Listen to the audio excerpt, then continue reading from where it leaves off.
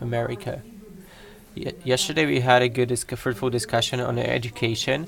We've seen what's supposed to be done in this area in the world that changed, so that the future workers, leaders, entrepreneurs would be able to orient and locate themselves and to be successful. And I'm giving the word to Mr. Golany for him to share his opinion. How is in Israel, in the country that is very well known for the high-tech development and startup development, how they prepare the future specialists, and in what way the academy and the industry and the government join forces for such a purpose. So I'm here to tell you about a new type of collaboration that emerged in the last few years between government, academia, industry, and public. And this is the partnership between the Technion and Cornell in New York. So how did it all start? It started in October 2008 during the financial crisis. Mayor Michael Bloomberg of New York woke up in the morning and the sky fell down. Wall Street was sinking down into the ocean. Of course, I'm exaggerating. And he started to ask himself and the city council some serious questions on the extent to which the economy of New York was dependent on the financial sector. New York is a very strong city and state. It has, of course, the strongest financial sector in the world. It also has a very strong participation in other sectors, such as healthcare, some of the best hospitals in the world, entertainment and media. The garment industry has always been very strong. Fashion was strong. But one thing was missing, and this was technology companies. And looking around the country, especially in places like the Silicon Valley in California and the greater metropolitan area of Boston, known as the Route 128, that's the ring road around Boston, these are two of the strongest technology sectors, areas in the US. He realized that in both places you have a very strong science and technology university that is right in the middle. In the Silicon Valley you have Stanford, in Boston you have MIT. And these universities serve as engines or as springs that pours the water. The water are the trained engineers and scientists that fuel the economy. If you take 1 square mile around MIT, you have more startups in this square mile than all of Western Europe together. And looking again at New York, in New York there are some fine universities like NYU and Columbia and the Polytechnic and others. But altogether, these universities were not delivering the goods, so to speak. They were not producing enough engineers and scientists that could create a viable industry. So he convinced the Economic Development Council of the city that they need a new university that will be targeting specifically applied science, applied as opposed to basic science. So the main reason would be to create the ecosystem for technology companies in New York. And since Bloomberg came from the private sector, not from the public sector, he decided to launch a university in a new way. Rather than the government appropriating some money, that there will be a bid, a competition. And the competition was launched with invitation only. So only select universities were invited to participate in the competition. They selected about 30 universities from the US, all the big names in technology like Caltech and UCLA, Stanford, Berkeley, Princeton, Georgia Tech, Purdue, MIT, etc. There were 10 universities from outside of the US, about 6 or 7 from Europe, like EPFL in Lausanne, ETH in Zurich. One was invited from Israel, that was the Technion, and 2 or 3 from the Far East, one from Tokyo, one from Beijing. So when we got the invitation at home, we were quite flattered, but we called the city and told them, look, we are very happy that you invited us, but we can't really participate because one of the conditions in the bid process was the following. The city of New York is ready to put on the table an initial allocation of $100 million to support the early stage development, but the bidder had to put a check of $100 million also to show that he's serious about it. We don't have that money. So we said, thank you very much, but we don't have the money. But the city told us, don't worry, find yourself an American partner who will pay for it, and we want you to participate anyway. So that is how this whole Roman love affair between us started. We were looking for some American partner.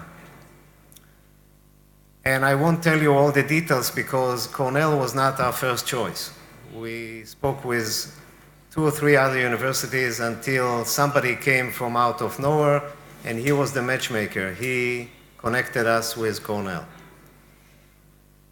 But let's go to see what the city wanted. And here you can see some statements that I took as they were out of the booklet of guidelines that we've received. The city did a wonderful homework to prepare for the competition.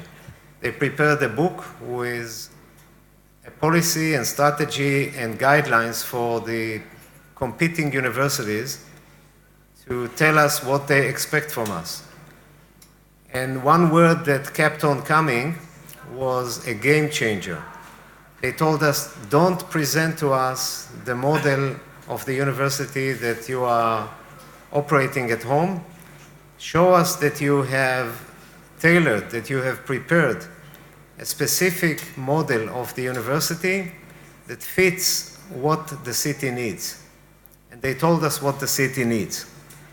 And as you can see here, they identified the trend away from just technology to technology enabling, which is what's happening now. They look at themselves as a future hub or a capital of technology companies with many startups and strong participation of large, well-established multinational corporations. And they want the scale of New York, where you have roughly 10 million people to play in the game. That is, they need to see hundreds of thousands of jobs, technology jobs that are created in the city. So these were the main strategic points that we had in front of us. So we put together a team of people at the Technion. I was a member of the team. We were 6 deans at that time. And luckily, we thought that we are not going to make it. We started the discussions on how to prepare the proposal with the realization that our chances to win are close to 0, because we were competing against the best science and technology universities in the US. Because we thought that our chances are so slim, we allowed ourselves to really think completely out of the box and don't take into account anything that we do at home. And that led to a new model. And in fact, the city later on liked this model a lot. If we were locked into our own structure of schools and departments and everything we have at home, perhaps we wouldn't win.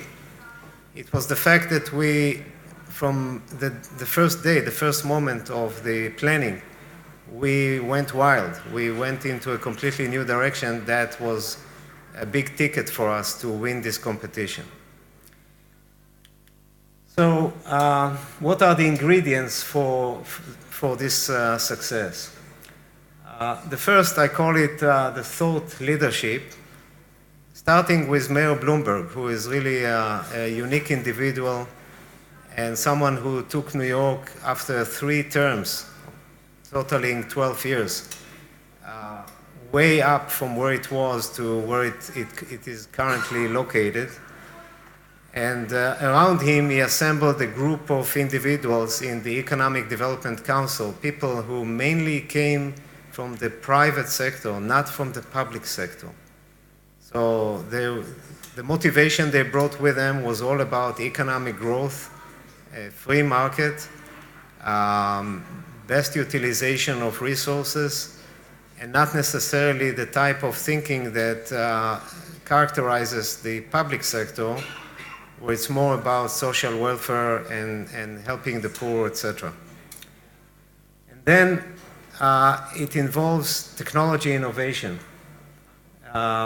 So the question is, how will new technology will be created, whether it will be done in small startups, in small to medium enterprises, in larger companies, and what will be the future directions that we are all moving into. And I'll show you later where it took us.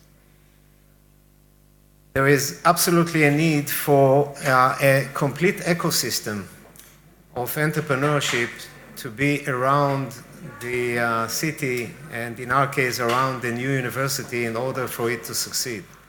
It's not enough to just take one component. Let's say, suppose I'm able to import a great university from somewhere and plant it near Kyiv. Will this be enough? The answer is no, definitely not, because you must have the other components of the puzzle.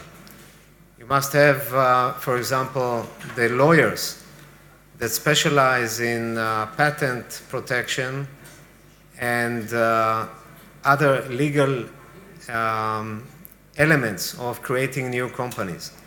You must have a very strong VC community, venture capital, people who are savvy, who have seen other proposals, who can evaluate ideas and business plans and make the right decisions, which one to support and which one to leave behind.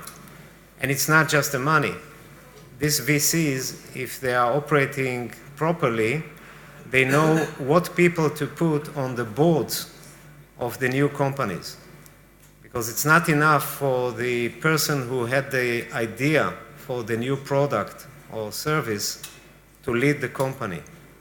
You must have a strong board around him, people who have business experience, who know how to identify the markets, when to make adjustments and modifications in the initial idea. It's very rare that the initial idea stays on. What you often see is all kinds of changes along the way, and changes in the marketing plans. Everything changes. It's very dynamic. So you must have the ecosystem, which is composed of people with the right experience and the resources. And New York has this ecosystem because it's such an attractive place for people of all backgrounds with different professions. They come to New York because they just like it. They like to go to Broadway, but they are there anyway. So if you can tap them in and create this ecosystem, you are fortunate, and we were fortunate. And finally, the most important element or ingredient is the talent pool. In New York, it's not a problem at all because it's such a mecca for young people that come from all over the world. When you walk around in Manhattan, you see Chinese and Indians and Koreans and Israelis and Ukrainians, and here and there you see a few Americans. There are many talented people that come from all over the world. They are there, they love it, they love the atmosphere. So this is an evergreen situation. They breed other people, they bring other people. It's a word of mouth. They like it so much, so they bring their friends in. And it fits each other. So this is a little bit about the talent issue. Of course, you attract them, you develop them, you retain them. It has to do with the financial compensation that they get. And then you have this loop that brings more and more people into the game. So what was the new concept that we created for our partnership? Instead of building the university along the traditional lines of schools and departments and faculties, we came up with a new concept which we called a hub. A hub is a collection of people coming from different disciplines, all of them focusing on a major societal challenge, looking into the future. We started with 4 hubs. We ended up only with 3. And for each hub, we presented a question. I'll start with the Connective Media Hub. The question was, what will be the Facebook of the year 2030? And then the background for the question was, okay, the proposal was written in 2011. In the year 2000, nobody knew what Facebook is because there was no Facebook in the year 2000. Nobody could even imagine the concept of social media as we have already seen it in 2011. So we asked ourselves, okay, this was only 11 short years.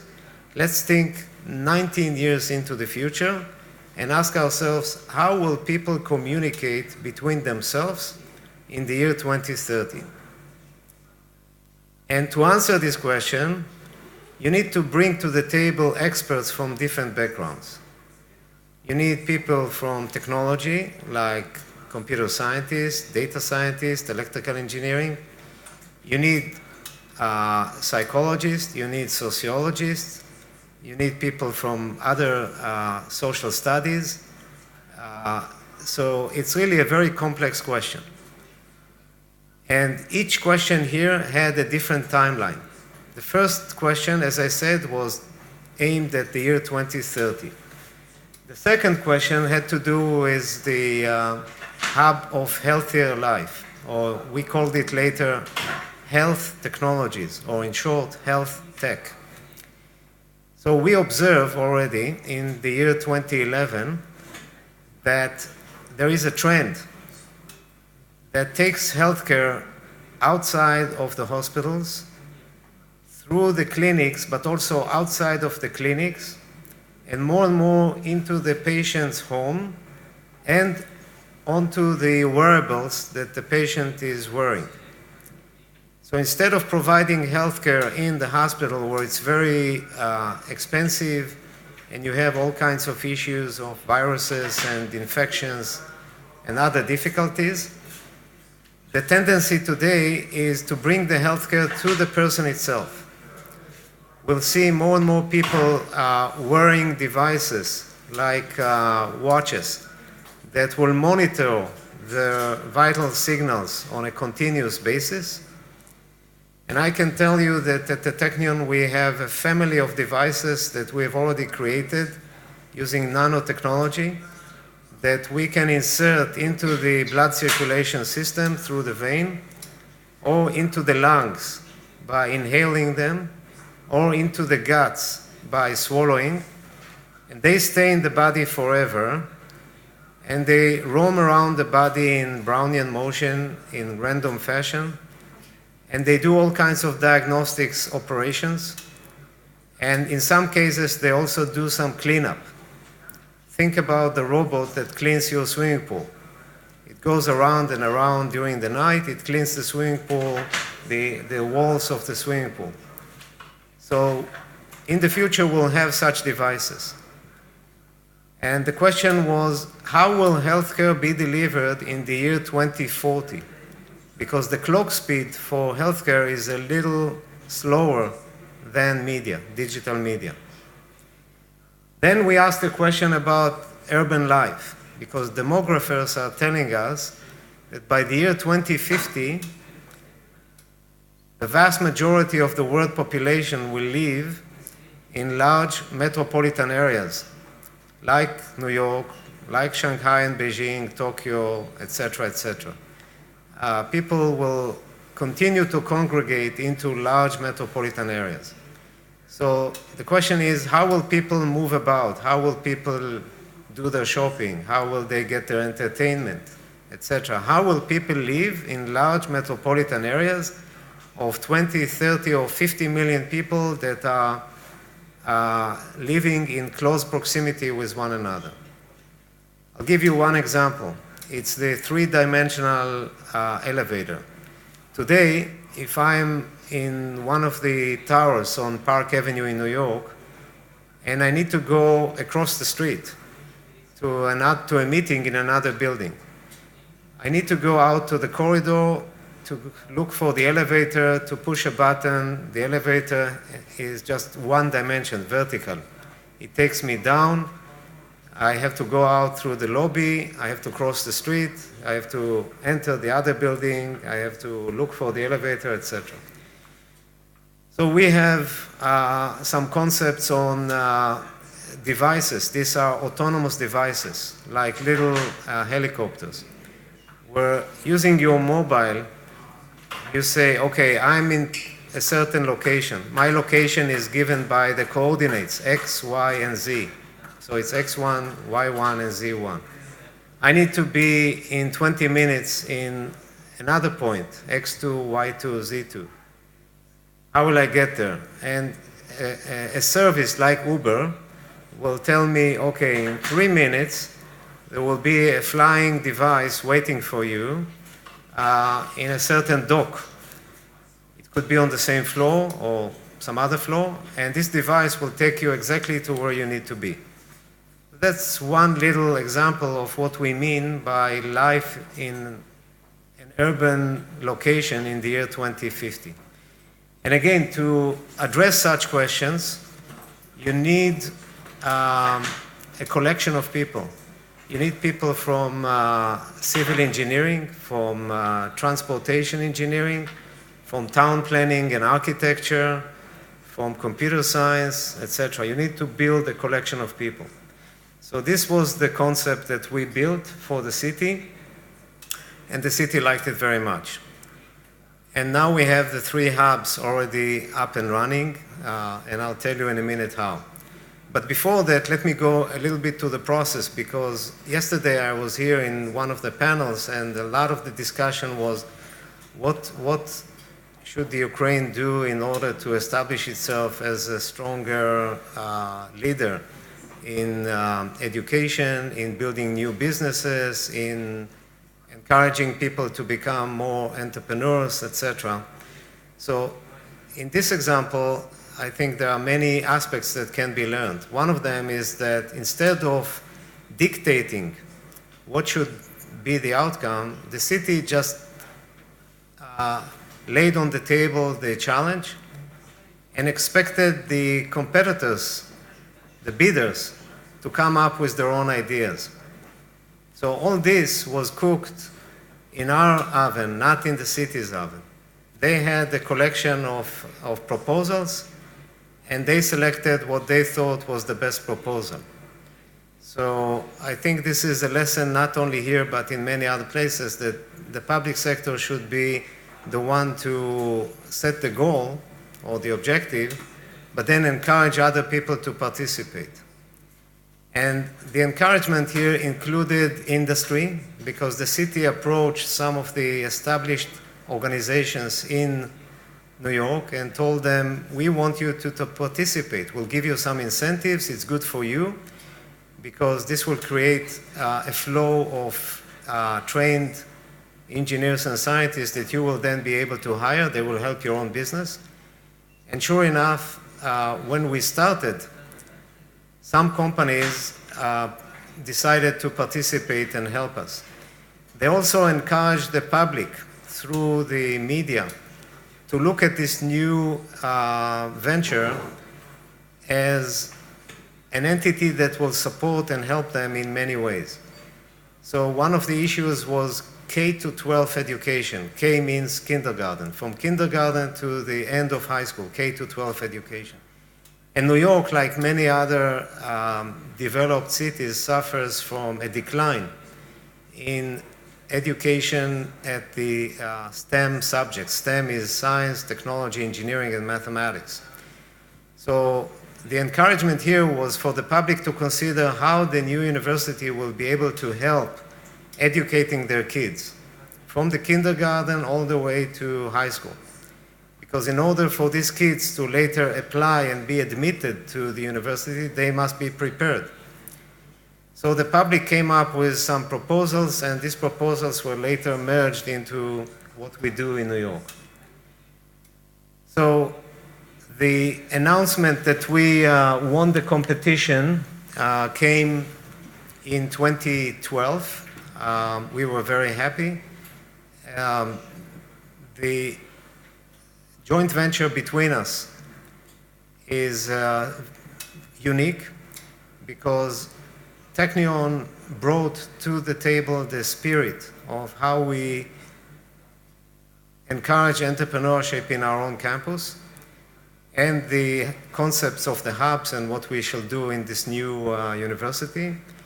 Cornell brought the muscles, first the financial muscles.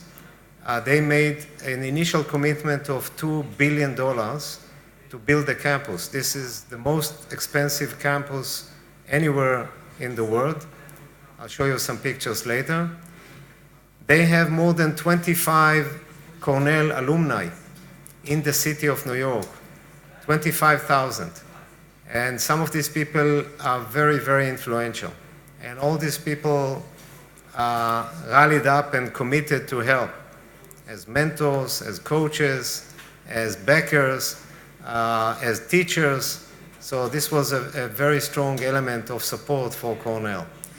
And what you see here is a little model that shows how we work together, because the campus is built on a narrow island between Queens and Manhattan. You'll see a photo in a minute.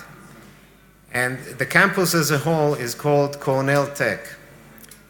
1/3 of the campus is the JV, the joint venture between Technion and Cornell, and this is called Technion Cornell Innovation Institute, TCII, Technion Cornell Innovation Institute. This is only 1/3 of the total. The other 2/3 are Cornell programs. They brought some programs from Ithaca in upstate New York. That's where the main campus is. They brought some programs, academic programs from Ithaca, and they launched some new programs within Cornell Tech. And as you can see, all the loops and the arrows in both ways, the idea is that there will be cross-fertilization between our programs and the programs that Cornell offers, between companies that will be created from this venture, etc. We envisioned 3 rings around the university. Think about Saturn with the rings. So the first ring are small startups that emerge out of the university. In this, we at the Technion have a great track record. Every year, we release from our own campus between 12 to 15 new companies. We have a holding company in the university that runs the startup companies, and at any given moment, this holding company has roughly 60 to 80 companies. We raise more than $100 million every year in investment funding for our companies. So we know how to handle the flow of startups.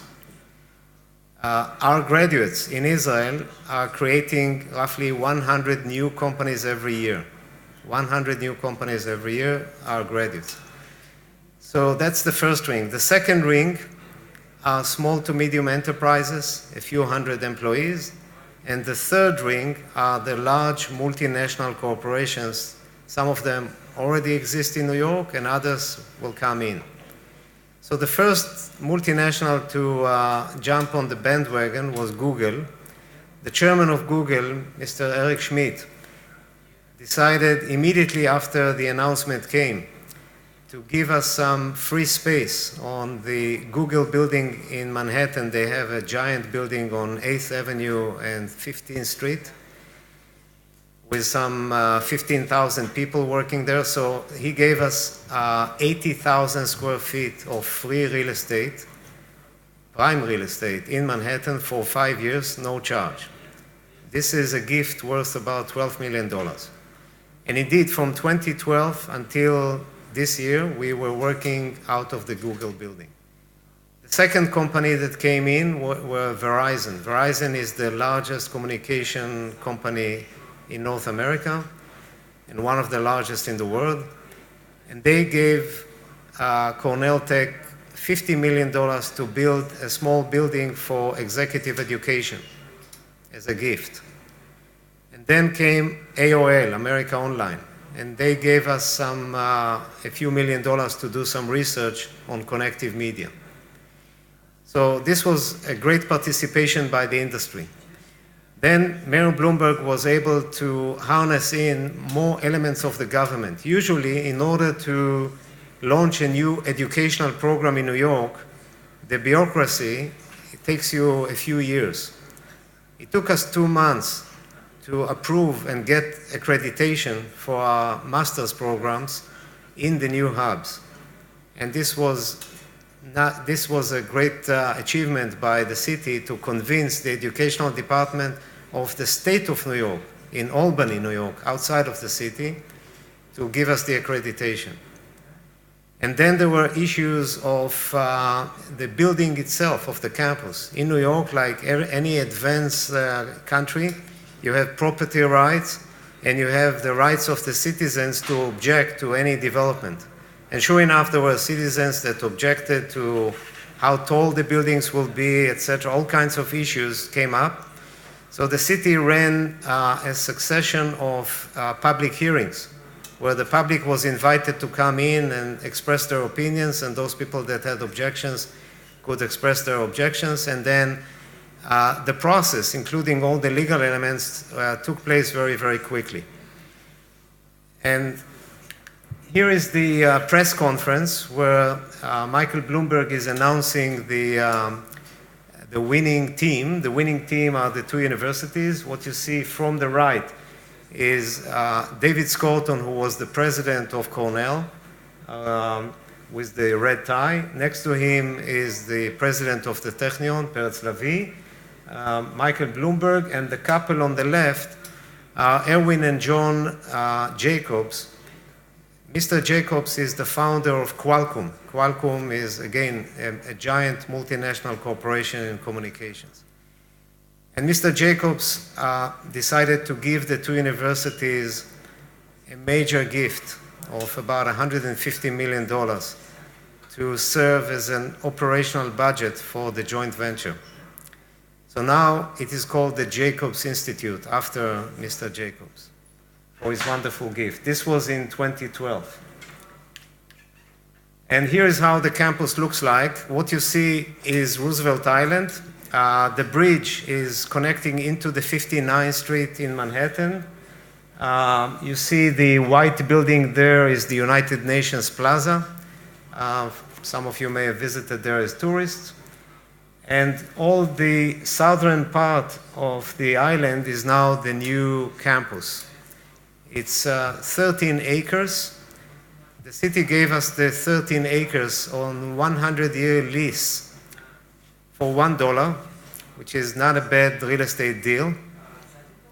I promised them, I asked them if I can be the one to bring them back the dollar. I promised it will be a nice silver dollar. I'll polish it, but the condition is that I'm going to bring it in 100 years.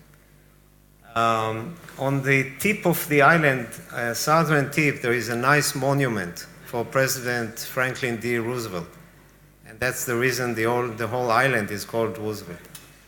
Before we built it, there was an old hospital here.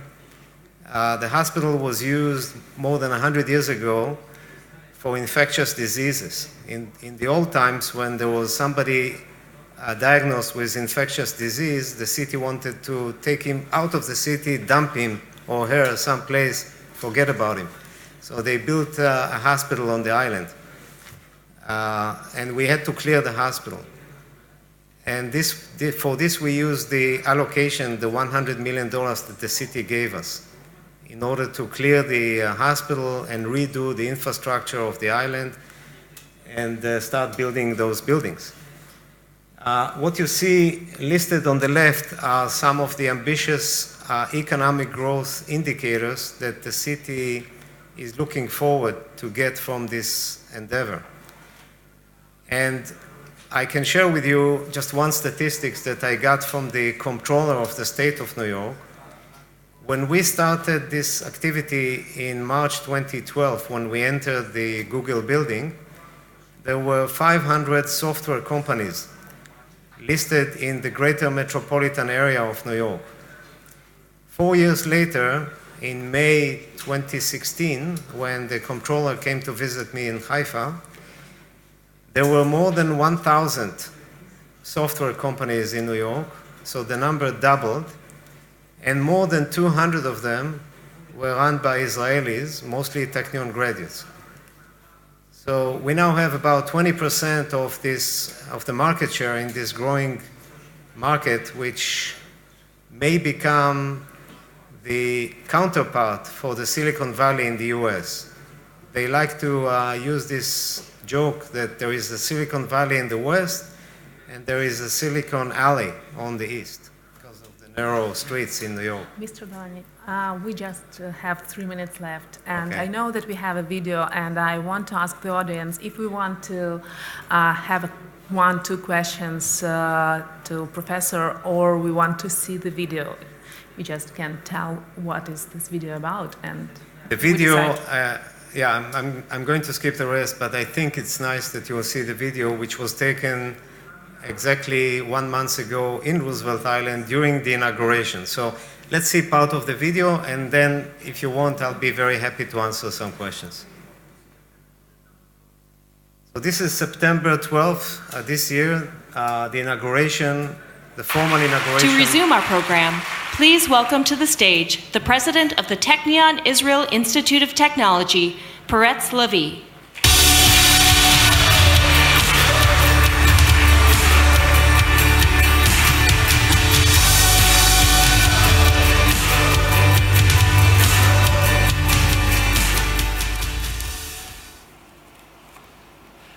A once-in-a-generation opportunity to build a new university in New York City. Those were the words of Mayor Bloomberg in his invitation to top-tier universities, once in a lifetime. I used these words when I conveyed his magnificent idea to a group of Technion deans. I asked them to prepare a proposal for a new graduate program in New York, tailor-made to the economic strength of the city. Between you and me, I told them, since we have such a slim chance of winning, be wild. Be wild. Use your imagination. Think out of the box. And indeed they did. Imagine building a new university from scratch.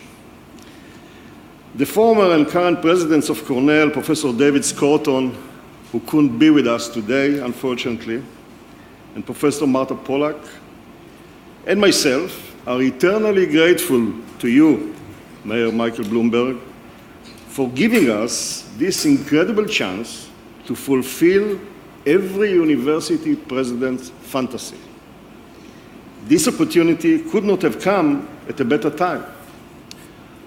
One of the current most pressing issues facing universities and academic institutions worldwide is the search for the best means to adapt to the fourth industrial revolution, the digital revolution you heard so much about, the machine age. Driven by the Internet of Things, artificial intelligence, and the notion of robotics replacing human labor, our machines are exhibiting abilities they have never had before. Jobs in which productivity can be greatly improved by technology are already in steep decline. Tasks that are standardized, repetitive, and involve patterns can now be carried out a million times faster by algorithms. Companies are making more money but hiring fewer people. But the positions that are irreplaceable by machines, no matter how intelligent these machines are those that require social intelligence, creativity, and perception. Characteristics we aim to cultivate here at Cornell Tech and at the Jacobs Technion Cornell Institute, and these alongside excellence in science and engineering. The challenge put forward by Mayor Bloomberg was direct and bold. Our goal is to make New York City the global capital of technological innovation. I am looking for a university that will help us in doing that. Cornell and the Technion stood up to the challenge and came up with an entirely new concept for higher education. A place that is not only tailor-made to the economy of New York City, but is also designed to meet the challenges of the digital revolution. Cornell Tech and the Jacobs Technion Cornell Institute programs are unique. This is a revolutionary model for graduate-level technology education, removing traditional barriers between disciplines. It is rapidly establishing itself as a model academic institution for the second half of the 21st century. We have to stop. Ladies and gentlemen, Unfortunately, we do not have any time anymore, and unfortunately, we do not have time for any questions. And I think that we have a lot of questions, especially me, because I'm really eager to know more about educational model. And we see a bright example of joint efforts of academia, education, and government. I think that those of us who has these questions, we have all this day to challenge Mr. Golany. So on our breaks, please don't hesitate, and I'm sure he will answer all your questions. Thank you so much for being here. If you don't have to leave the room, I can stay here for... We are here. Я уже все, я переключилась на английский. Мы здесь, мистер Golany. So we are here, and who wants to ask a question in the break? We can start it right now. So thank you so much for your...